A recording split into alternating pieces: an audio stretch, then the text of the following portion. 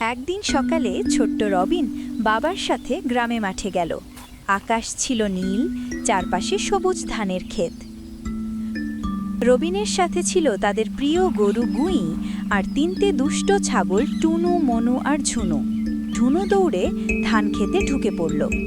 রবিন চিৎকার করে বলল, না না, ধান নষ্ট হবে।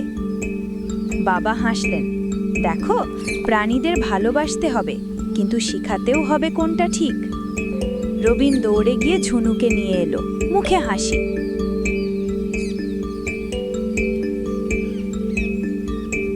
পাশের গাছে ছিল টিয়া পাখি, কোকিল আর কাঠঠোকরা। তারা যেন রবিনকে বাহবা। বাঁশঝাড়ের পাশে একটা কচ্ছপ ধীরে ধীরে হেঁটে যাচ্ছিল। বাবা বললেন, ধৈর্য থাকলে সব সম্ভব। সারা দিন খেলাধুলা আর শেখায় কাটল। সন্ধ্যায় বাড়ি ফেরার সময় রবিন বলল, বাবা, আজ ছিল জীবনের সেরা দিন। আর হ্যাঁ বন্ধুরা, লাইক আর সাবস্ক্রাইব করতে ভুলো না।